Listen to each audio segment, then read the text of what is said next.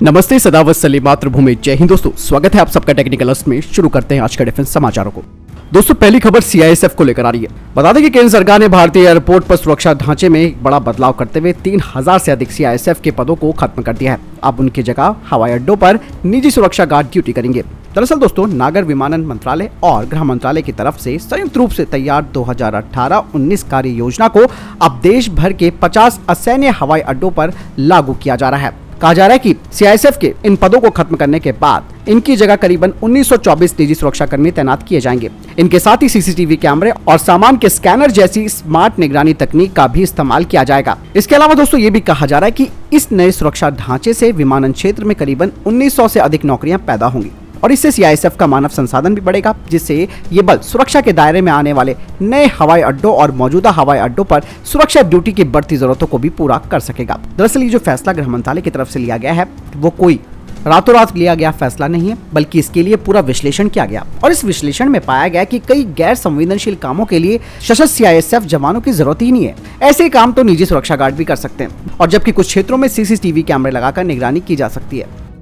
बढ़ते अगली खबर की तरफ जो कि भारत और रशिया को लेकर आ रही है। दरअसल दोस्तों भारत में रूसी राजदूत डेनिस अलिपोव ने कहा कि रूस के द्वारा भारत को S-400 एयर डिफेंस प्रणाली तय समय पर ही डिलीवर की जाएगी और दोनों ही देश रक्षा जैसे महत्वपूर्ण क्षेत्र में एक दूसरे के साथ खड़े हैं। साथ ही अलिपोव ने कहा कि जब ये कहा जा रहा है कि रूस यूक्रेन युद्ध की वजह से सैन्य प्रणालियों और उपकरणों की आपूर्ति में देरी हो सकती है, ऐसे में भारत और रूस का जो संबंध है वो एक तरीके का विशेष अधिकार प्राप्त वाला संबंध है और हमारी रणनीतिक साझेदारी भारत के साथ काफी महत्वपूर्ण है और इसीलिए हम इस बात को लेकर सुनिश्चित हैं कि कोई भी बाधा दोनों देशों के बीच में नहीं आएगी और काम निर्बाध तरीके से होता रहेगा। दोस्तों बढ़ते हैं अगले डिफेंस अपडेट की तरफ जो कि तेजस मार्क 2 को लेकर आ रही है। दरअसल भारतीय वायुसेना प्रमुख कह चुके हैं कि तेजस मार्क 2 अब भारतीय वायुसेना की रीढ़ की हड्डी बनने वाला है और ये बड़ी संख्या में भारतीय वायुसेना में शामिल किए जाएंगे। अभी शुरुआत में आप सबको भी और हमें भी यही पता था कि भारतीय वायुसेना करीबन 6 स्क्वाड्रन तेजस मार्क 2 की लेगी, जिसके तहत करीबन 106 यूनिटें भारतीय वायुसेना में शामिल की जाएंगी तेजस मार्क 2 की। लेकिन दोस्तों जो ये नई रिपोर्ट आई है सामने उसमें यह कहा जा रहा है कि भारतीय वायुसेना करीबन 10 स्क्वाड्रन्स तेजस मार्क 2 की लेगी, जिसका मतलब साफ है कि 180 तेजस मार्क 2 का ऑर्डर किया जाएगा। आपको मैं बताना चाहूंगा कि तेजस मार्क 2 में 80 से 85% जो कंटेंट है वो स्वदेशी रहेगा, जो कि तेजस मार्क 1A के 62% से ज्यादा है। वहीं डीआरडीओ को इस बारे में पूरा विश्वास है कि वो तेजस मार्क 2 की जो फ्लाइट टेस्टिंग है उसे 2027 तक पूरा कर लेगा और इनिशियल तेजस मार्क 2 प्री प्रोडक्शन एयरक्राफ्ट को फाइनल ऑपरेशन क्लियरेंस स्टैंडर्ड मिल जाएगा, जिससे कि तेजस मार्क 2 का जो विकासात्मक परीक्षण है यानी कि डेवलपमेंटल ट्रायल्स है वो 4 साल से कम समय में पूरा हो जाएगा, वो भी अपनी पहली फ्लाइट से। और यही नहीं, इसके अलावा ये कहा जा रहा है कि जो ज्यादातर डेवलपमेंटल ट्रायल्स होंगे वो पहले के 2 सालों में पूरे हो जाएंगे और अगले 2 सालों में लगातार तेजस मार्क 2 से हथियारों का परीक्षण किया जाएगा।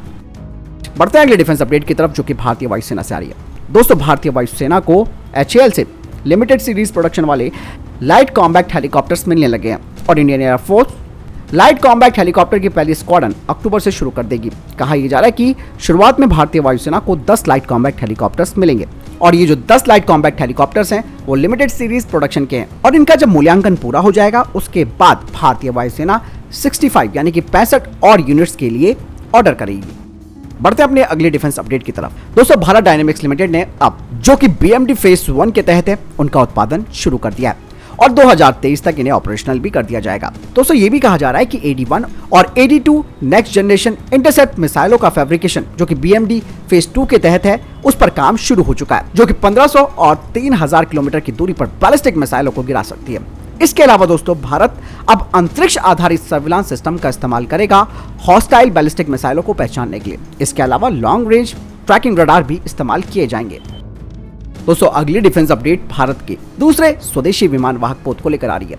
कोचिन शिपयार्ड लिमिटेड के चेयरमैन ने साफ तौर पर कह दिया है कि उनका शिपयार्ड दूसरे एयरक्राफ्ट कैरियर पर काम शुरू करेगा, जिसके लिए अतिरिक्त मानव श्रम यानी कि मैन पावर और करीबन 500 माइक्रो स्मॉल और मीडियम एंटरप्राइजेस की जरूरत होगी, जो कि 65,000 टन के एयरक्राफ्ट कैरियर को बनाने में मदद करेंगे।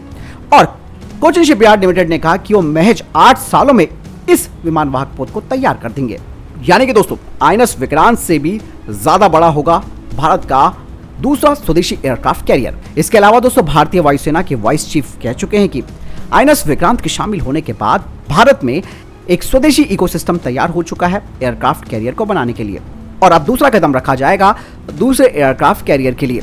यही नहीं, उन्होंने कहा कि आईएनएस विक्रांत के अनुभवों के आधार पर जो कौशल प्राप्त हुआ है उसी का अधिक से अधिक इस्तेमाल किया जाएगा दूसरे स्वदेशी विमान वाहक पोत के लिए।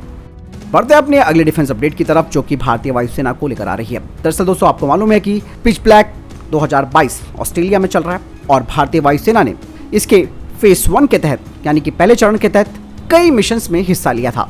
अब कहा जा रहा है कि पिच ब्लैक 2022 के दूसरे चरण में भारतीय वायुसेना के Su-30 फाइटर जेट्स ने जर्मनी के यूरोफाइटर टाइफून के साथ उड़ान भरी है। दरअसल 3 हफ्ते तक चलने वाली ये जो लंबी एक्सरसाइज है उसमें रियलिस्टिक सिमुलेशन थ्रेट्स पर अभ्यास किया जा रहा है, जो कि आधुनिक युद्ध की चुनौतियों से लड़ना भी सिखाएगा। अगली खबर दोस्तों विदेश मंत्रालय से आ रही है। विदेश मंत्री डॉक्टर एस जयशंकर जी ने अहमदाबाद में छात्रों को भारतीय विदेश नीति पर संबोधित किया और चीन के साथ सीमा विवाद पर कई अहम बातें कही। उन्होंने कहा कि चीन की चुनौती के सामने हम अड़े रहे। दुनिया ने माना कि भारत अपने हितों की रक्षा करने में सक्षम है।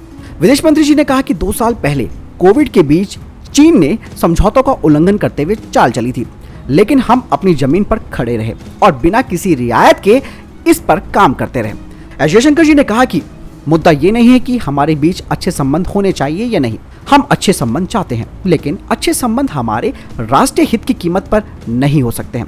ये एक अशांत सीमा की कीमत पर तो नहीं हो सकते हैं। इसके अलावा विदेश मंत्री एस जयशंकर जी ने रूस यूक्रेन युद्ध पर भारत के रुख के बारे में भी कहा। उन्होंने कहा कि यूक्रेन युद्ध पर स्वतंत्र रुख अपनाकर भारत ने कई देशों की भावनाओं को व्यक्त किया है। उन्होंने कहा कि इस तरीके की परिस्थितियों में देश पर कोई एक पक्ष चुनने का भारी दबाव रहता है। अगर हमने अपना रुख स्वतंत्र रखा है, यानी कि हमने हमारे लोगों के कल्याण के दृष्टिकोण से जिन फैसलों को सही समझा है वही फैसला लिया, और इस बात की पूरी दुनिया ने सराहना की। थल सेना प्रमुख जनरल मनोज पांडे जी अपनी 4 दिवसीय यात्रा के लिए नेपाल पहुंच चुके हैं। वे नेपाल के थल सेना प्रमुख प्रभुराम शर्मा के आमंत्रण पर वहां पहुंचे हैं। बता दें कि इस आधिकारिक यात्रा में दोनों देशों के बीच द्विपक्षीय रक्षा संबंधों और आपसी हितों के क्षेत्रों में सहयोग बढ़ाने पर बातचीत की जाएगी। बता दें कि थल सेना प्रमुख श्री पांडे जी की ये पहली नेपाल यात्रा है। इसके अलावा थल सेना प्रमुख नेपाल के राष्ट्रपति, प्रधानमंत्री और सेना प्रमुख से मुलाकात करेंगे। यही नहीं, वे नेपाल और भारत के रक्षा संबंधों को बढ़ाने की विभिन्न संभावनाओं पर भी विचार विमर्श करेंगे। इसके अलावा ये भी कहा जा रहा है कि जनरल पांडे जी को नेपाल के मानद जनरल का रैंक भी प्रदान किया जाएगा। अगली अपडेट की बात करते हैं तो रक्षा मंत्री राजनाथ सिंह को लेकर आ रही है। रक्षा मंत्री राजनाथ सिंह कल से मंगोलिया और जापान की 5 दिनों की यात्रा पर जाएंगे। ये किसी भारतीय रक्षा मंत्री की मंगोलिया की पहली यात्रा होगी। इससे दोनों देशों के बीच रक्षा सहयोग और रणनीतिक साझेदारी और मजबूत होगी। बता दें कि रक्षा मंत्री राजनाथ सिंह मंगोलिया के राष्ट्रपति से भी मुलाकात करेंगे और वे यहाँ के रक्षा मंत्री के साथ भी द्विपक्षीय वार्ता करेंगे। दोनों मंत्री रक्षा सहयोग की समीक्षा करेंगे और आपसी संबंधों को और मजबूत करने की नई पहल पर शुरुआत करेंगे। साथ ही रक्षा मंत्री राजनाथ सिंह ने ट्वीट करके बताया कि वो जापान यात्रा के दौरान टोक्यो में 2+2 मंत्री स्तरीय वार्ता में भाग लेंगे। बढ़ते हैं अगली अपडेट की तरफ, जो कि HAL और L&T को लेकर आ रही है। दोस्तों बता दें कि HAL और L&T 5 PSLV रॉकेट का उत्पादन करेगा, जिसके लिए न्यू स्पेस इंडिया लिमिटेड से उन्हें 860 करोड़ रुपए का करार किया है। दरअसल रिपोर्ट में ये भी कहा जा रहा है कि ये पोलर सैटेलाइट लॉन्च व्हीकल यानी कि PSLV के एंड टू एंड प्रोडक्शन के उद्योग के पहले प्रयास को भी चिन्हित करेगा। इस अनुबंध में 5 PSLV रॉकेटों का निर्माण किया जाना है। दोस्तों ये भी कहा जा रहा है कि HAL और L&T 2 साल से कम अवधि के दौरान पहला रॉकेट डिलीवर भी करेंगे। अब HAL और L&T का ये जो कंसोर्टियम है वो मौजूदा इसरो सुविधाओं का इस्तेमाल करके लॉन्चर का उत्पादन भी करेगा, उन्हें असेंबल भी करेगा और इंटीग्रेशन भी करेगा, और इन सब के लिए ये कंसोर्टियम जिम्मेदार भी होगा। अगली अपडेट दोस्तों इसरो को लेकर आ रही है। दरअसल भारतीय अंतरिक्ष अनुसंधान संगठन इसरो ने इन्फ्लेटेबल एरोडायनेमिक डिसिलेटर यानी कि IAD के साथ एक नई तकनीक का सफलतापूर्वक प्रदर्शन किया। ये भविष्य में होने वाले कई स्पेस मिशनों के लिए गेम चेंजर साबित होगा। दरअसल दोस्तों इस तकनीक से रॉकेट की स्पीड धीमी भी की जा सकती है, यानी कि रॉकेट की स्पीड पर वैज्ञानिकों का कंट्रोल रहेगा। इसरो ने कहा कि IAD तकनीक का परीक्षण तिरुवनंतपुरम के थोम्बा के साउंडिंग रॉकेट रोहिणी के जरिए किया गया है। इसरो के अनुसार IAD को शुरू में मोड़ा गया और रॉकेट के पेलोड बे के अंदर रखा गया। साथ ही उन्होंने बताया कि लगभग 84 किलोमीटर की ऊंचाई पर IAD को फुलाया गया था और ये रॉकेट के पेलोड हिस्से के साथ वायुमंडल से नीचे उतरा। इसे मंगल या फिर शुक्र पर पेलोड उतारने और मानव अंतरिक्ष उड़ान के लिए अंतरिक्ष पर ठिकाना बनाने के क्षेत्र में इस्तेमाल किए जाने की काफी संभावनाएं हैं।